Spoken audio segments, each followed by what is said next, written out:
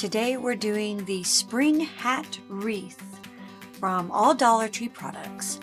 And thanks for crafting with me today. This is Summer Dawn with Faithfully Dawning Designs. So I started off using some apple barrel. I added chalk to this to make it a chalkier paint.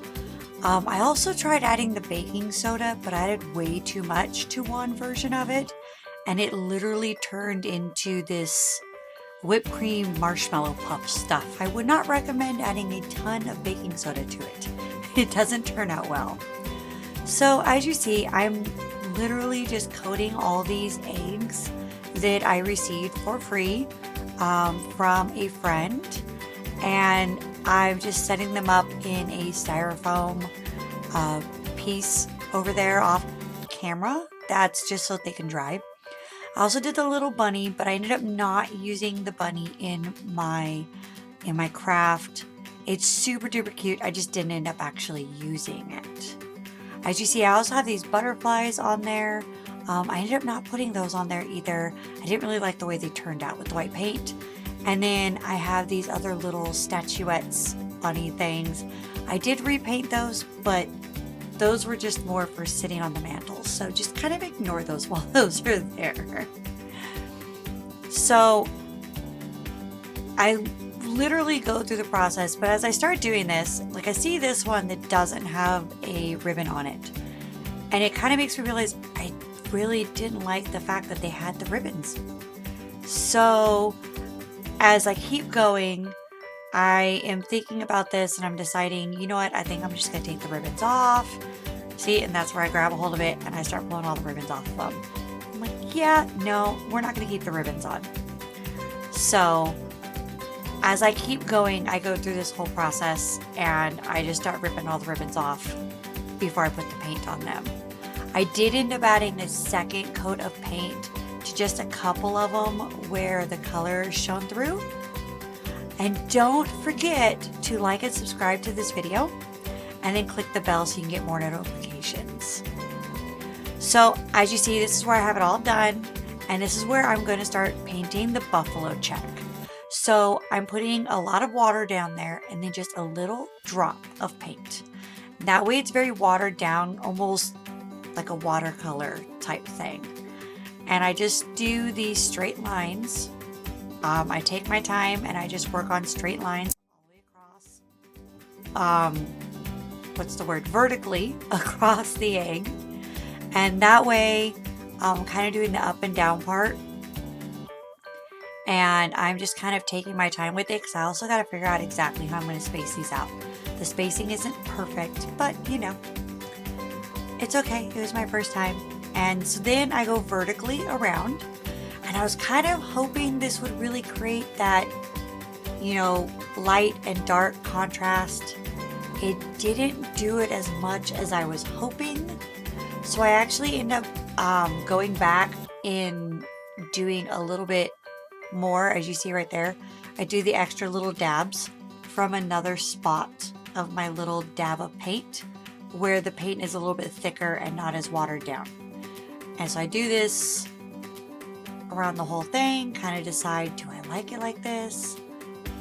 Yep, that's the look I'm going for. It came out super duper cute. So after I get this one done, I'm then gonna see how I spin it around. It's all adorable after that. It came out so cute, I was so happy with it. So then I'm gonna wipe it off and I'm gonna repeat the process. Some drops of water, pick up the paint, drop of paint in there, mix it all up. Added a little bit more water to this one because the red was awfully dark. And then we're just going to start the process again. Slow and steady, just working my way around. This one might be a little bit easier for you to see just because of the fact that it's the red and it kind of makes it stand out a little bit more. It's a darker color. But I just kind of work my way around. I'm not trying to make it perfect. I'm going to kind of pick the side that I think is best when I go to attach it to the hat. So I'm just kind of doing what I can with these. So we get the horizontal one and then we move into the vertical. And I just literally spin the egg around I made these ones a little bit thicker. Like I said, this was a larger egg than the blue one that I just did.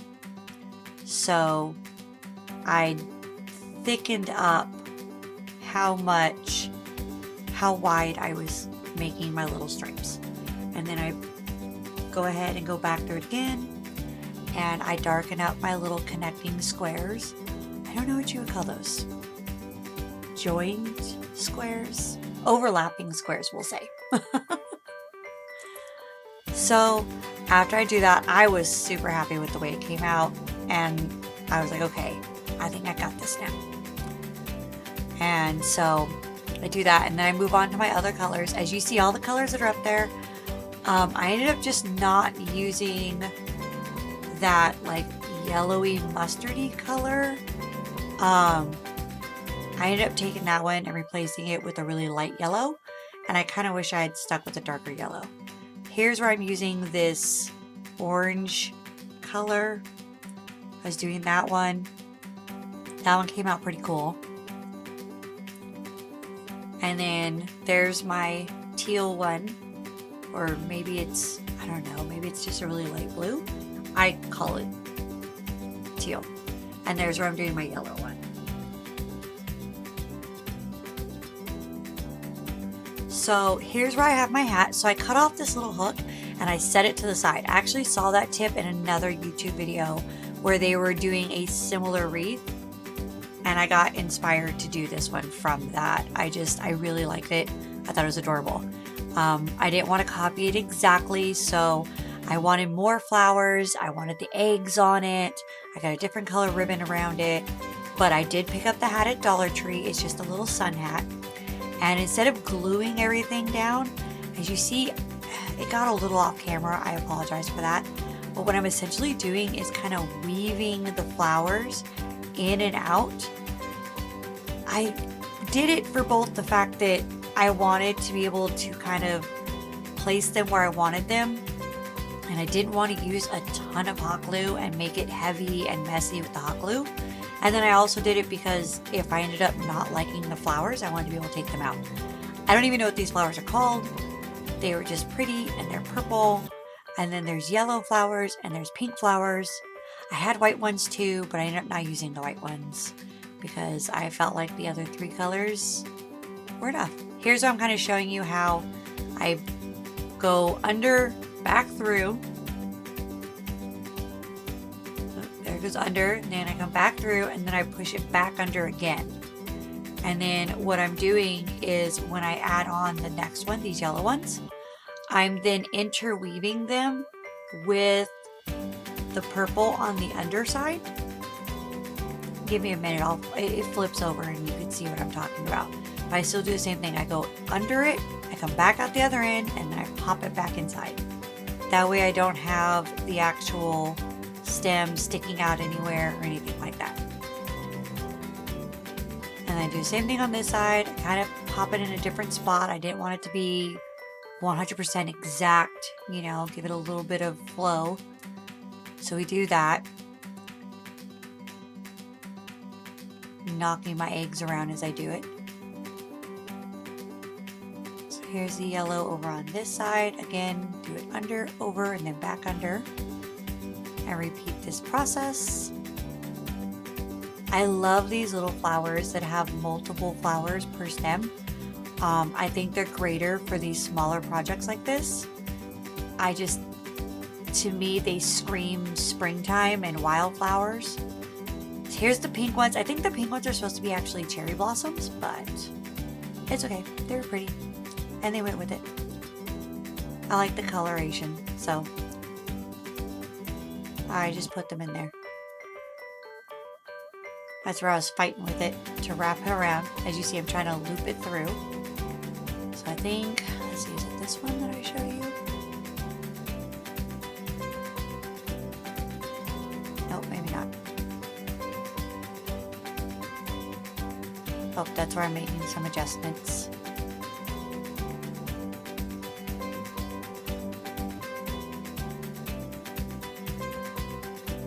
So I'm just kind of, like I said, I'm literally just sticking it in the little holes. Oh, here we go.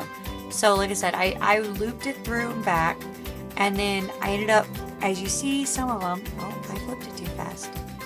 Well, dang it. Let me try this one more time. There you go. And so I weave it with the other ones. I just kind of like loop it around some of the other ones. And that way they're all interwoven. They're all holding in really, really well. And I like the way they held in. This is where I get my Easter eggs.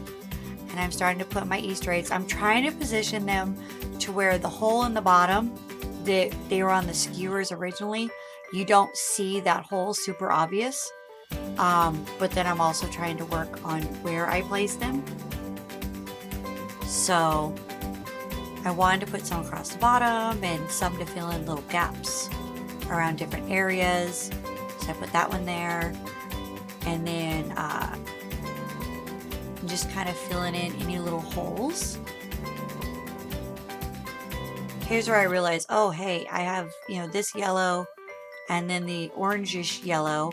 And I'm like, ooh, because I realized I put the red and the green next to each other. And then I had the purple next to a purple flower. So I ripped off the purple and I quickly glued it over here next to the yellow. And then I glued the orangey yellow in the purple spot. And it came out adorable. See that? Now, you guys remember I cut off that little hook and I kind of set it to the side. So what I'm going to do now, after I get done staring at it and playing with it, oh, apparently I'm going to add one more thing of flowers first. So after I add this thing of flowers, I'm going to take that little hook that came off the tag and I'm actually going to flip this hat over and use the hook as the hook for the wreath. So here's where I flip it over, just a little bit of hot glue because it's a pretty light little hat. Doesn't take a lot of effort. It won't weigh very much. Don't put it outside if it gets windy because it's just going to blow away. And there you have it. Wear a cute little spring hat.